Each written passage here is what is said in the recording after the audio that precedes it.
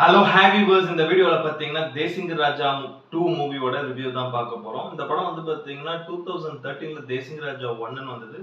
அதோட பார்ட் 2 தான் இது. பட் கதை மட்டும் வேற கதை, அதோட கண்டினியூஷன் கிடையாது. ஸோ இது வந்து பார்த்தீங்கன்னா ஒரு காமெடி ட்ராமா ஜேர்னலில் எடுக்கப்பட்ட ஒரு படம். ஸோ இந்த படத்தில் வந்து பார்த்தீங்கன்னா விமல், புகழ், சிங்கம் புலி, ஸோ ரவி மாரியா இவங்கெல்லாம் மெயின் லீட் பண்ணியிருக்காங்க. ஸோ டேரக்டர் எழில் இந்த படத்தை டைரக்ட் பண்ணியிருக்காரு. ஸோ இந்த படத்தோட அந்த பார்ட் 2 வருதுன்னு அந்த ஒரு அனௌன்ஸ்மெண்ட் வரும்போதே நமக்கு வந்து பார்த்தீங்கன்னா அந்த பார்ட் 1 தேசிங் ராஜா செம ஹிட்டான ஒரு படம். நல்ல காமெடியாக இருக்கட்டும், சாங்ஸாக இருக்கட்டும், எல்லாமே ரொம்ப நல்லா இருக்கும். நல்ல ஒரு கலகலப்பான ஒரு படம் தான். ஸோ அந்த ஒரு எக்ஸ்பெக்டேஷனில் தான் அந்த பார்ட் 2 இருக்குன்ற நம்பிக்கையில் போய் பார்த்தது. பட் நான் பார்க்க போகிறதுக்கு முன்னாடியே நிறையா வந்து ரிவ்யூஸ் வந்து ரொம்ப ஓவர் நெகட்டிவாக தான் இருந்தது. படத்தில் ஒன்றுமே இல்லை, கதை இல்லை அப்படின்ற மாதிரி.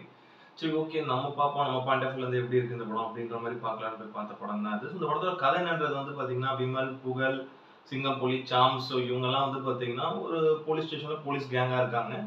மெயினாக அதில் வந்து பார்த்தீங்கன்னா விமல் வந்து இன்ஸ்பெக்டராக இருக்காரு. ஸோ அந்த டைமில் வந்து பார்த்தீங்கன்னா இவங்க கிட்ட ஒரு கேஸ் ஒன்று வருது. அது வந்து ஒரு மினிஸ்டரோட ஒரு ஆர்டிஸ்ட்டை வந்து ரெக்கவர் பண்ணுற கேஸு.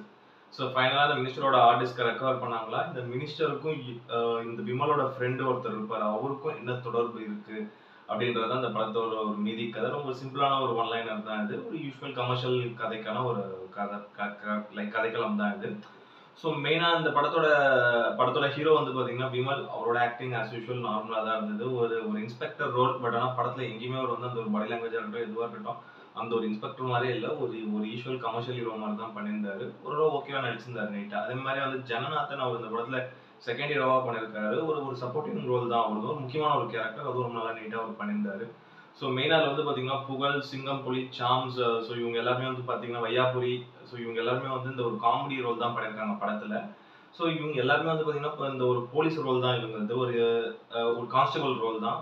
ஸோ கொடுத்த கேரக்டரோட ரோல் நல்லா நீட்டாகவே அவங்க பண்ணியிருந்தாங்க. மெயினாக ரவி மாரியா அவரோட காமெடி எல்லாமே இந்த படத்தில் ஓரளவுக்கு கொஞ்சம் நல்லாவே ஒர்க் அவுட் ஆயிருந்தது. அவரோட ஹியூமராக இருக்கட்டும், அவரோட பாடி லாங்குவேஜாக இருக்கட்டும், ஆஸ் யூஷுவல் நல்லா நீட்டாக பண்ணியிருந்தாரு. ஒரு மினிஸ்டர் ரோல் அவர் கேரக்டர், அது நல்லா நீட்டாகவே பண்ணியிருந்தாரு. அதே மாதிரி புஜிதா அவங்க இந்த படத்தில் செகண்ட் ஹீரோயினா பண்ணியிருக்காங்க. ஒரு சின்ன சின்ன சீன்ஸ் தான் வராங்க படத்தில். ஒரு முக்கியமான ஒரு கேரக்டர் அவங்க வந்து ரொம்ப நல்லா நீட்டாகவே நடிச்சிருந்தாங்க. அதே மாதிரி இந்த அர்ஷிதா பந்தமுறை அவங்க இந்த படத்தில் வந்து அசிஸ்டன்ட் கமிஷனராக ஒரு ரோல் பண்ணியிருக்காங்க. ஒரு ஒரு நீட்டான ஒரு கேரக்டர் தான். அவங்க வந்து ரொம்ப நல்லா நீட்டாக நடிச்சிருந்தாங்க. மெயினாக வந்து பார்த்தீங்கன்னா லொல்லுசபா சுவாமிநாதன் அவரும் இந்த படத்தில் வந்து ஒரு கேரக்டர் ரோல் ஒன்று பண்ணியிருக்காரு. ஒரு கான்ஸ்டபிள் ரோல் தான், சின்ன ரோல் தான். அதுவும் நல்லா இருந்தது அவரோட கேரக்டர். அதே மாதிரி மொட்ட ராஜேந்திரன் இந்த படத்தில் வந்து ஒரு சின்ன கேமியோ ஒன்று பண்ணியிருக்காரு. அதே மாதிரி இதில் மதுரை முத்து, ஜாங்கிரி மதுமிதா இவங்க எல்லாமே இந்த படத்தில் வந்து இந்த ஒரு பேங்கராக ஒரு ரோல் ஒன்று பண்ணியிருக்காங்க. ஸோ அவங்க யூஸ்வலாக வந்து ஆஸ் யூஸ்வல் அந்த மதுரை முத்து அடிக்கிற மொக்க ஜோக்கு அதுதான் இந்த படத்தில் 2-3 சீன்ஸில் இருக்குது. ஓகேவா இருந்தது அவங்க கேரக்டருமே. ஸோ மெயினாக மியூசிக்கை பொறுத்த வரைக்கும் வித்யாசாகர் எவ்வளோ பெரிய லெஜெண்டரி மியூசிக் டேரக்டர்னு தெரியும். பட் இந்த படத்துக்கு அவர் தான் மியூசிக் போட்டிருக்காருன்னா அவரே கூட நம்ப மாட்டார். அந்த மாதிரி தான் அந்த சாங்ஸ் எதுவும் பெருசாக அந்த அளவுக்கு இம்ப்ரெசிவாக இல்லை. பேக்ரவுண்ட் ஸ்கோரும் ஓரளவுக்கு கொஞ்சம் ஆவரேஜாக தான் இருந்தது. இது மெயினாக அதான் சொன்ன மாதிரி அவரோட மியூசிக்கானே தெரியல, வேற யாரோ ஒரு மியூசிக் டேரக்டர் போட்ட மாதிரி தான் இருந்தது. பெருசாக அந்த அளவுக்கு எதுவும் இம்ப்ரெசிவாக இல்லை. அதே மாதிரி செல்வாரோட சினிமாட்டோகிராஃபியும் வந்து பார்த்தீங்கன்னா ஓரளவு நல்லா நீட்டாக இருந்தது. படத்தில் சுற்றி அந்த ஒரு போலீஸ் ஸ்டேஷன், ஒரு 2-3 ஏரியா, ஸோ இந்த சரௌண்டிங்கில் தான் எடுத்திருந்தாங்க. நீட்டாக பண்ணியிருந்தார் சினிமாட்டோகிராஃபி. அதே மாதிரி வந்து ஆனந்தலிங்க குமார் அவர் இந்த படத்துக்கு எடிட்டிங் பண்ணியிருக்காரு. படத்தை ஒரு 2 மணி நேரம் 10 நிமிஷத்துக்குள்ள கிறிஸ்ப் பண்ணிட்டு அந்த எடிட் பண்ணியிருந்தாரு. உள்ளுக்குள்ள நிறைய குறைகள் இருக்கு. பட் அவரோட எடிட்டிங் அந்த கட்ஸ் எல்லாமே நல்லா இருந்தது. மெயினாக டேரக்டர் எழில். ஸோ இவர் வந்து பார்த்தீங்கன்னா நல்ல கமர்ஷியல் படங்கள், மெயினாக நல்ல இந்த ஒரு காமெடி ஹியூமர் இருக்கக்கூடிய படங்கள் வந்து கொடுக்கக்கூடிய ஒரு டேரக்டர் தான். அப்படி இருக்கும்போது இந்த படமும் அந்த தேசிங்க ராஜான்ற அந்த ஒரு படம் பெரிய பிராண்டாக இருந்தது. அந்த 2013 ஒரு பெரிய ஹிட்டான ஒரு நல்ல ஒரு காமெடி படம். ஸோ அந்த பார்ட் 2 எடுக்கும்போது இந்த காம்பினேஷனில் உள்ளுக்குள்ள நிறைய காமெடியன்ஸ் இருக்காங்க. லைக் அவங்க டீம் தான் இவங்க எல்லாமே. அந்த தேசிங்க ராஜா படத்திலே பண்ண அந்த டீம் தான். பட் கதை மட்டும் வேற கதைன்ற போது ஸோ நல்ல காமெடி இருக்கும் அப்படின்ற ஒரு நம்பிக்கையில் போய் தான் அந்த படம் வந்து பார்த்தது. பட் ஆனால் படத்தில் மெயினாக பார்க்கணும் நமக்கு வந்து பார்த்தீங்கன்னா கதையே இல்லை. அதுதான் இந்த படத்தில் சொல்லி ஆகணும். படத்தோட ஸ்டார்டிங்லேருந்து எண்டு வரைக்கும் கதையே இல்லை. மெயினாக வந்து பார்த்தீங்கன்னா இப்போ வந்து ஒரு கதை இல்லாமல் ஒரு படம் எடுக்கிறது எப்படின்றது இந்த படத்தை பார்த்து தெரிஞ்சுக்கலாம். அட்லீஸ்ட் கதையே இல்லைனா கூட உள்ளுக்குள்ள ஸ்க்ரீன் பிளேல ஏதாவது கொஞ்சம் ஒரு காமெடி நம்மளுக்கு கொஞ்சம் ரசிக்கிற மாதிரி ஏதாவது சில விஷயங்கள் பண்ணணும். அது எதுவுமே இல்லை.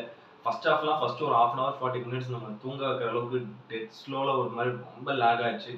அது ரொம்ப பொறுமையாக சோதிச்சுது. ஆஹா, இதுலேயே தெரிஞ்சு போச்சு இந்த படத்தில் உட்காந்து வந்து மாட்டிக்கிட்டோம், இன்னும் நம்ம எப்படி 2 மணி நேரம் ஓட்ட போகிறோம் அப்படின்ற மாதிரி தான் இருந்தது. பட் அதுக்கப்புறம் போக போக வந்து பார்த்தீங்கன்னா ஒரு 2-3 காமெடிஸ் வந்து படத்தில் லைட்டாக ஒர்க் அவுட் ஆயிருந்தது.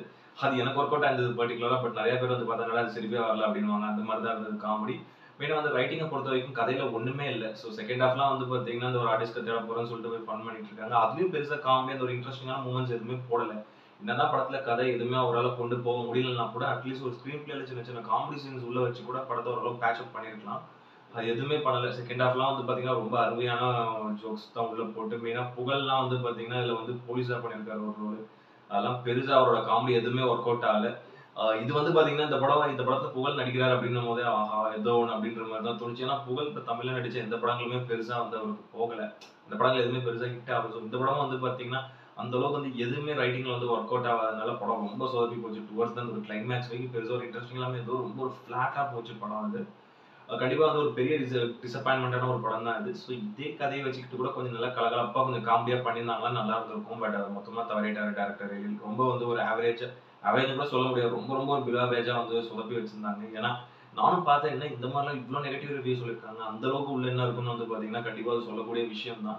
இந்த அளவுக்கு வந்து மெயினா நீங்க தியேட்டர்ல என்ன ஒரு ஓடிடில கூட பார்க்குற அளவுக்கு ஒர்த் இல்லாத ஒரு படம் தான் நான் சொல்லுவேன். எனக்கு ரீசென்ட்டா பார்த்த தமிழ் படங்கள், கமர்ஷியல் படங்கள்ல ரொம்ப வந்து நம்ம பொறுமையா சோதிச்சு, என்னடா இது ஒண்ணுமே இல்ல அப்படின்ற பார்த்த ஒரு கமர்ஷியல் படம் தான் இது. ரொம்ப ஒரு டிசப்பாயின்ட்மென்ட். இந்த படத்துல ஒரு ரேட்டிங் வந்து பார்த்தீங்கன்னா, நான் வந்து 10க்கு வந்து ஒரு 3.5 குடுப்பேன். அந்த அளவுக்கு ஒரு படத்தான ரொம்ப ஒரு பிலோ ஆவரேஜான ஒரு படம் இது.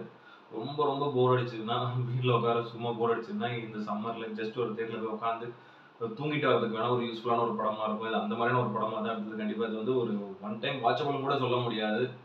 டோட்டலா அப்படியே ஃபர்கெட்டபிள் அப்படின்னு தான் நம்ம சொல்லணும். அந்த மாதிரியான ஒரு ஒரு படம் தான் இது. ஸோ இந்த வீடியோ பிடிச்சிருந்தா லைக் பண்ணுங்க, கமெண்ட் பண்ணுங்க, ஷேர் பண்ணுங்க, இந்த சேனலை சப்ஸ்கிரைப் பண்ணுங்க. இந்த வீடியோட லிங்க் உங்க ஃப்ரெண்ட்ஸ் எல்லாருக்கும் ஷேர் பண்ணுங்க. இன்னொரு நல்ல வீடியோல மீட் பண்ணலாம். Okay friends, thank you, by.